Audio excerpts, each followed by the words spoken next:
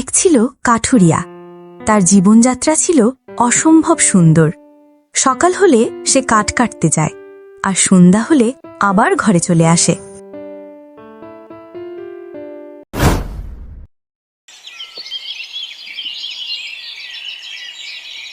আরে, বেলা তো অনেক হয়ে গেছে।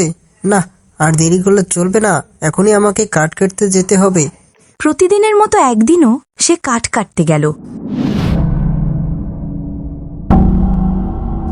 আরে কাঠুরিয়া, তুই আমাকে তোর কুড়ালটা দে রে। এটা আমি শুনেছি যে 100 বছর পুরনো একটি কুড়াল। আমাকে দিয়ে দে, না হলে তোর খবর কিন্তু খারাপ করে দেব। ভালোই ভালো দিয়ে দে বলছি। আরে, এটা তো দেওয়া যাবে না। না না, এটা আমার বাপ দাদার ঐতিহ্য। এটা দিলে তো আমার কর্মস্থান বন্ধ হয়ে যাবে। আমি খাবো কি আর করব কি? না, এটা আমি কোনোভাবেই দিব না। তুই যদি সকল ইচ্ছায় না দিস তাহলে কিন্তু কুড়ালটা জোর করে নেব। দে বলছি। সে তার হাতের কুড়ালটি কেড়ে নিয়ে যায়। এরপর কাঠুরিয়া খালি হাতে বাড়িতে ফেরে। সন্ধ্যায় সে একটি নদীর কিনারায় বসে তার দুঃখ প্রকাশ করতে থাকে। এখন আমি কি করব? হ্যাঁ, এখন কি করব? আমার শখের কুড়ালটা যে ডাকাতরা এসে হাতিয়ে নিয়ে গেল।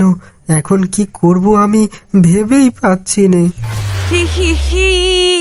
কাঠুরিয়া, তোর তো অনেক দুঃখ, আমি বুঝে গিয়েছি।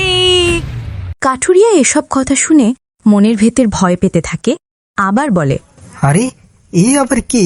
এত রাতে এখানে কি? আমি তো কোনো ক্ষতি করিনি। তুমি এখানে কি চাও? আমি তোমার কোনো ক্ষতি করব না। আমি এসেছি তোমার এই কুড়ালটা ফিরিয়ে দিতে। কুড়াল? আরে, তুমি জানলে কিভাবে? এটা তো ডাকাতরা আমার হাত থেকে নিয়েছে। সেখানে তো কেউ ছিল না। সেই জন্য তো বলছি, আমি দেখেছি আর তোমাকে সাহায্য করার জন্যই তো এখানে হাজির হয়েছি। শোনো আমার কথা, তুমি যদি আমার একটু উপকার করতে পারো তাহলে আমি তোমাকে ওই কুড়ালটা ফিরিয়ে দেব। হ্যাঁ হ্যাঁ হ্যাঁ, আমি তো কুড়ালটা ফিরিয়ে চাচ্ছি, কারণ আমার ওইটাই যে একমাত্র সম্বল। ওটা ছাড়া আমি চলবো কিভাবে? হ্যাঁ হ্যাঁ, বলো বলো, আমি তোমার কি উপকার করতে পারি? ওই সামনের 2টি গ্রাম পারবি, বড় একটি পুকুর দেখতে পারবি। সেই পুকুরে রয়েছে একটা কলস। ওই কলসটি যদি আমাকে এনে দিতে পারিস তাহলে তোকে আমি ফিরিয়ে দেবো সেই কুড়ালটি। সকাল সকাল কাঠুরিয়া বেরিয়ে পড়ে সেই সন্ধানের খোঁজে। দাদা, একটা কথা ছিল, বলা যাবে কি? আরে সে কি, বলতে পারো তুমি?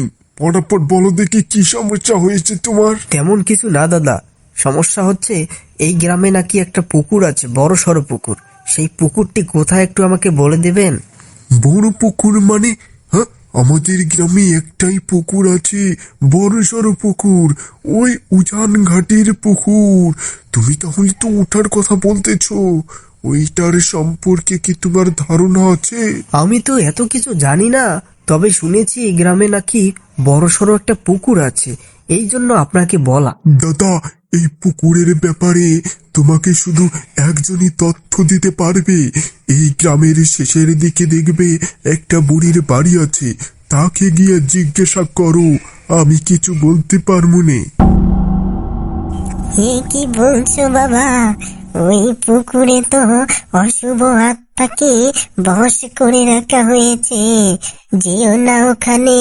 এই সমাধান তোমাকে একে তান্ত্রিক দিতে পারবে।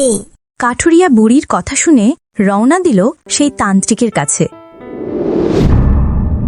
তান্ত্রিক মশাই, তাহলে তো সবকিছুই শুনলেন, এখন আমার সমাধানটা কি একটু বলে দিলে ভালো হবে। তোর সমাধান আছে, তবে তুই যে সন্ধানের জন্য এসেছিস ভুলেও আর এই কথা মুখে আনবি না, কারণ ওই পুকুরে বন্দি আছে এক ডাইনি সর্দার, আর তোকে যে সব কথা বলেছে সেও এক ডাইনি।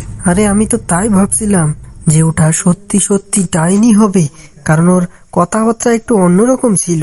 হ্যাঁ তান্ত্রিক মশাই, আপনার সব কথার সঙ্গে মিল আছে। শুধু এটাই না, তোর হাত থেকে যে ডাকাতরা কুড়ালটি ছিনিয়ে নিয়েছে সেগুলো ছিল ডাইনির পোষা দালাল। তবে তুই কুড়ালটি যেখান থেকে হারিয়েছিস সেখানেই পেয়ে যাবি। এটা নিয়ে চিন্তা করিস না, যা করার আমি করব। আপনাকে অসংখ্য ধন্যবাদ তান্ত্রিক মশাই। আপনি না হলে আমার যে আজকে এত বড় উপকার কেউ করতে পারতো না। যাক, আমি সঠিক মানুষের কাছে এসেছি যে আমাকে নিশ্চিত একটা সমাধান দিয়েছে। এরপর কাঠুরিয়া আবারও আগের মতোই জীবনযাপন করেন। বন্ধুরা, এই ছিল আজকের গল্প। এরকম গল্প পেতে আমাদের চ্যানেলটি সাবস্ক্রাইব করে পাশে থাকবেন। ধন্যবাদ।